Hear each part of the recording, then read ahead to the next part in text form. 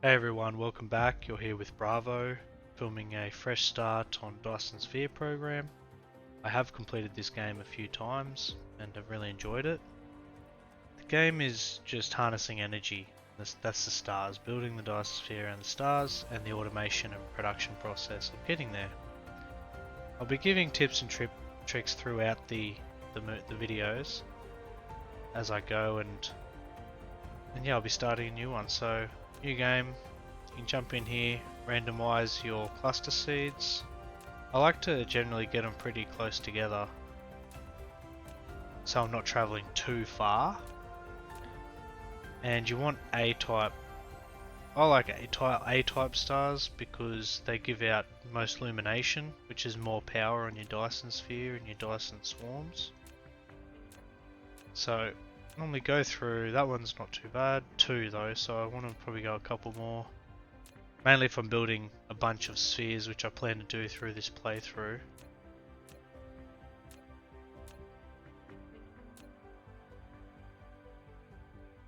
Yep, this one. Zubin Ganubi. Awesome, that's where we're going to start, no worries. Okay, 4 A-type stars, 13 G type stars, which is close to like our type of sun. Might go 1.5 times just to help boost our resource production. Okay, let's do it. So starting out in the game, you land on your planet, you got to start hand mining a lot of your resources. And it just takes a little bit of time, so I'll probably just do an introduction, we'll zip through to a basic build and I'll explain how I set everything up in the game. Just so you have an idea on how I like to run everything. So spacing it out, you got to space everything out because when it comes to optimizing your production and upgrading your buildings, you need to be able to say build more factories. So don't run a factory line right next to another one. Maybe space it to be able to put another factory next to it and put onto the same line the resources that you make onto the same line, and I'll show you that in throughout the video.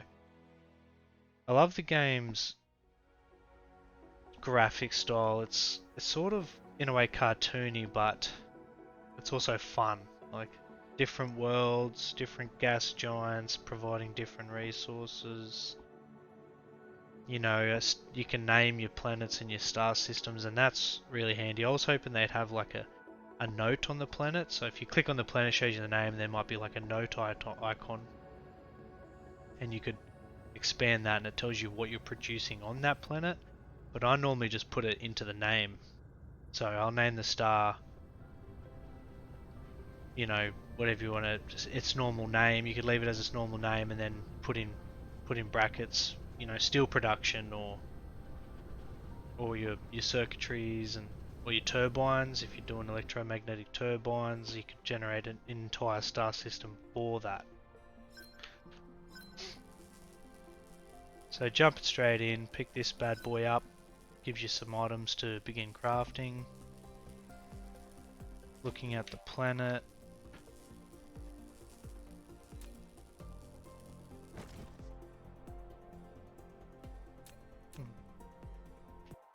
Wise exploration, okay.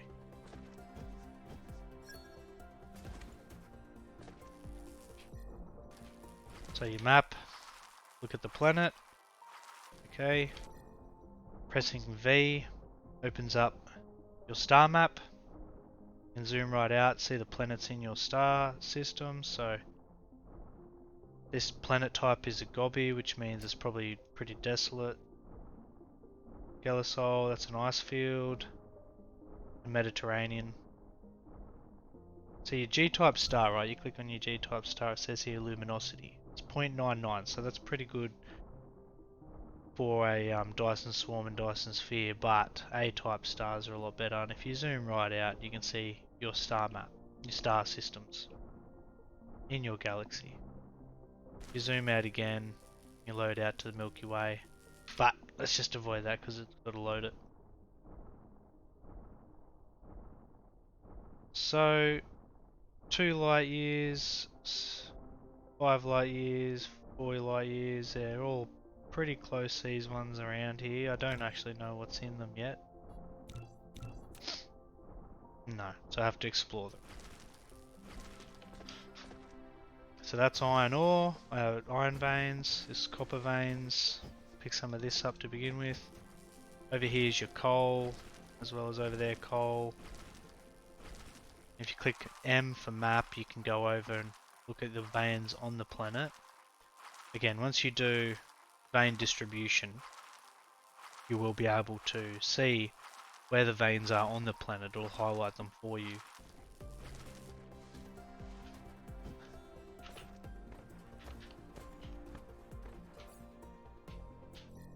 Here's your technology tree, or your tech right through to mission complete. Now you don't have to do that. You can finish your universe matrices and then just go through and optimize your production, gathering resources from planets, setting up star systems for just providing all your resources.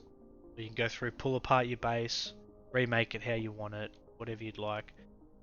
Do all your Dyson spheres, you can design them, and I'll show you through these episodes once we get there how to, how you can, pretty much design it how you want. And that's the game. They've done that really well. Like, considering this was made by about 4 people, they've done really well. It's still in early access. Sorry, with the tech tree is also upgrade tree. Up here in the top left, technologies and upgrades. In here you can upgrade your mecha, which is the bot that you're controlling. Your universe exploration, okay. Then you got down here other upgrades. So solar sail life. It allows when you have a Dyson swarm, which is the solar sails orbiting the star. They have a lifespan, and upgrading this will make them last longer. Ray efficiency, which is ray receivers on your planet. Dyson swarm or your Dyson sphere will send back energy, and to consume the energy you need to build ray receivers on the planet, and they will turn it into either into energy, or you can make antimatter fuel rods. So with vertical construction, that's you can stack your buildings, and I'll show you that as we go. Down here, logistic carrier engines. Oh, the sorter cargo stack, and that's really handy. If any of you have played Factorio, it's like your stack inserters. Okay, same thing. It just allows you to pick up more items on one arm. Logistic carrier engines, that's for across your star systems and across planets in your star systems. So you'll have logistic carriers carrying materials between them. Logistic carrier capacity allows you to carry more items on those. They're also drones. You have drones in the game, and they're awesome as they carry items. Again, like Factorio, the drones in there. Your robotics carry items across your planets, your drones. Vein utilization, you get more resources out of your veins while mining. So this is your replicator. In here you have your items that you can craft, and then the buildings you can craft. So I haven't unlocked many yet, so. Here it states your smelting facility on your mecha. Okay, so he can handcraft these items. And if you just keep clicking, you'll add them to the queue, or down here you can designate how many you want. 10's the max. Okay, we'll just go through to all of them. Now over here in your smelting facility, it says the iron ore smelted into iron ingots, and then it can tell you roughly what they're used for. So here you have the gear components, and here you have your circuit boards. Okay, let's just go through to the copper. These are magnetic coils, sorry. Your magnets use iron ore as well.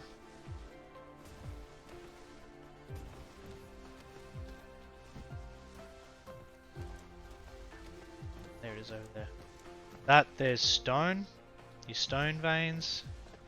And that's these bad boys, stone bricks. Okay. Core energy will deplete, so to refuel you open up your mecha. Here's your fuel chamber. You can put your fuel rod straight in there. These are what you picked up from your landing pod. Tell you how much you're consuming, and down here you can see the core energy on the mecha filling up. So you'll consume more energy to fill this up. So if you maintain fuel in your chamber, it won't consistently burn it, it'll only burn it as you need it. So at the moment I have to fill the whole mecha up, which is why I'm burning through my hydrogen fuel. Now coal you can use. Trees you can, or the shrubbery you can use and put in your chamber. It doesn't provide much energy, but if you click on it, hover over it here, it'll tell you energy consumption is 2.7 megajoules of energy. So if you mine a bunch of that up, chuck it in there, you should be okay, and you can convert this into graphene and graphite, or I'll show you a little bit once we get some.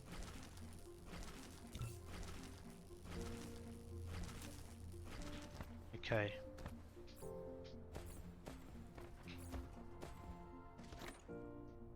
So see, now I'm not burning it. It says in there I have 134 megajoules of fuel, but I'm maxed out here. So when you have your mining machine out, you hover over, when it turns blue you can build it on the items, and this is snapping to the planet lines, and pressing R will rotate the building around to how you want to place it. Now if you hold shift and then hold R, it'll turn it, avoiding snapping to planet's lines. With this you can encompass more of your more of your ore. Okay, pressing X will delete a building. Wanted to pick it back up, or another structure. And in the construction mode, you can see, or dismantle mode, sorry, you can see the planet's guidelines. Now, I normally go for an equator on the planet. Pressing M, you can find the equator. You have your one pole there, the other pole here, so the equator will be roughly where I'm standing. So then in construction mode, you can see these lines, these little boxes. These are your planetary lines, and they'll shrink in size as you get closer to your poles. So I normally like to build either side of my equator because it is a big area where they stay the same, and I'll show you later on when you try to build across the planetary lines. It can get a bit hard because your buildings won't snap properly, so your belts won't run in a straight line. They will move off in a different direction.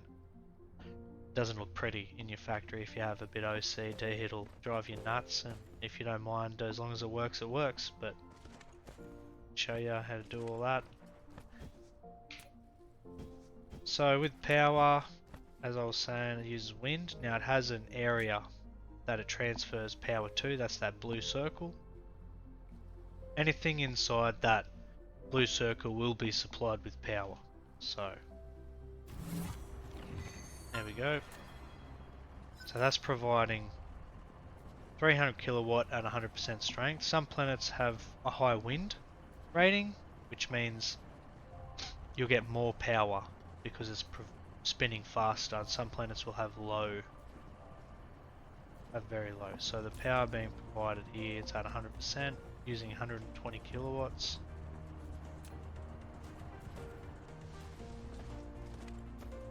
So we'll get one down on the copper.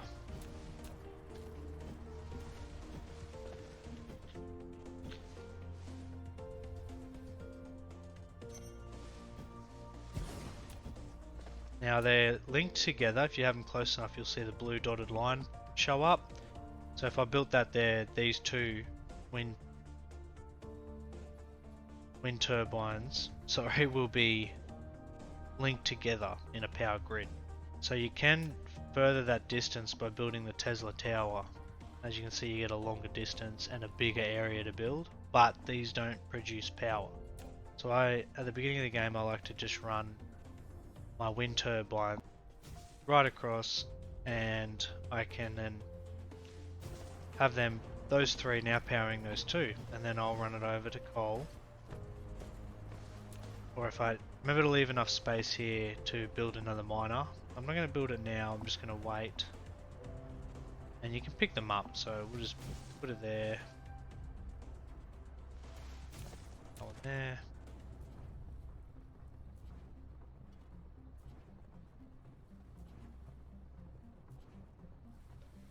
Let's go this way. See what we get. So that's 7. That's 9. There we go. I don't need it coming out just yet, as they store the resource in the building. So I will run belts out of them in a while, but I'm just for now, I'm just going to store them straight in the building and picking it straight up. Okay, so we've unlocked the furnaces. I'm not going to worry about storing these at all. I'm going to run belt from the miner straight in. So you run your belt out of the back of the building, straight along here, putting these sorters on. Okay, selecting in your smelter what you want to smelt. So it'll be an iron ingots. Then you'll need an out.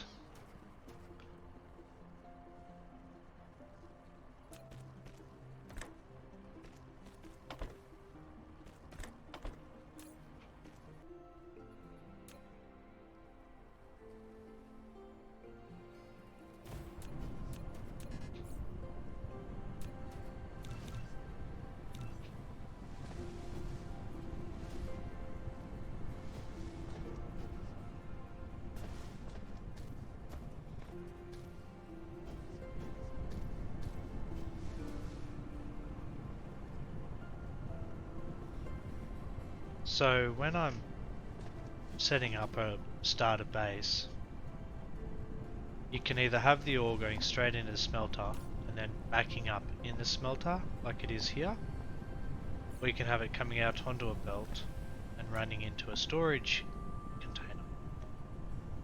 Where to place these, whether run 2 or whatever, you can run them along. I like to sort of put these down, so say 4.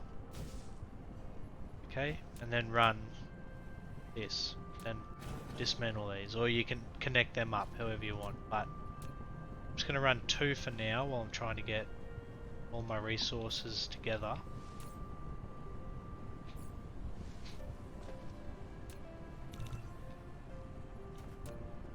Same as copper, I'll just run 2 for now, but I'll allow for 4.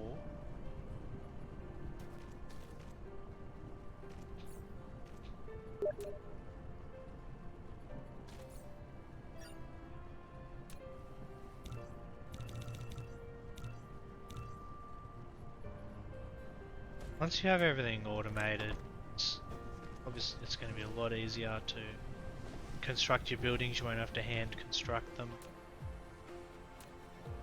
Okay.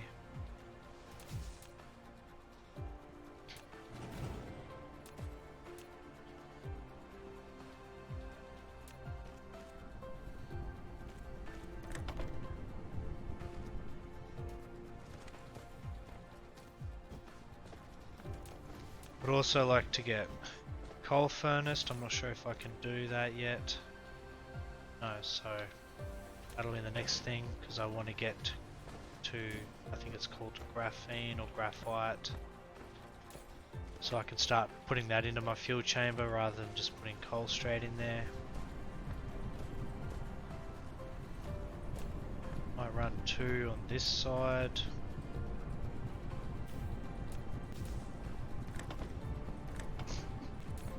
For magnets,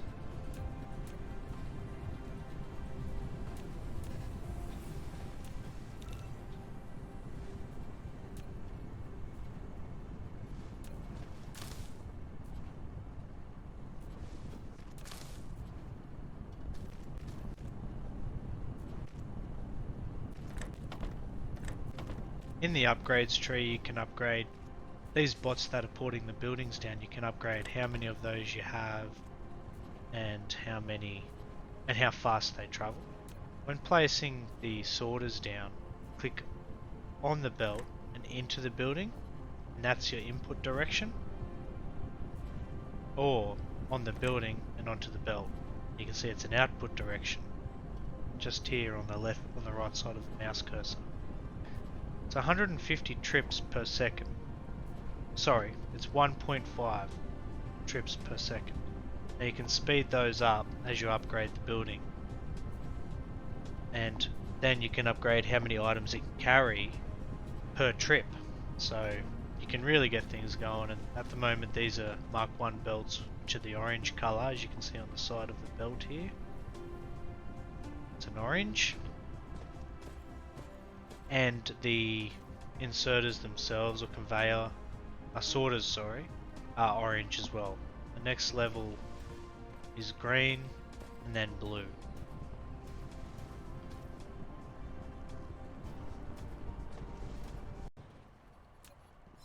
Here we have the matrix lab. This is for, you can either produce your matrices, which is for your technologies, or you can research them. So researching consumes a matrix for research, producing the matrices. So at the moment it's a lack of matrix. That's mainly because I don't need to automate this right now, because I'm handcrafting them and using inventory items. I'll put them straight into my research as I go. Now when I get to this point, I can turn this off, use inventory items, and it'll only use them directly into the labs, and we'll automate all those.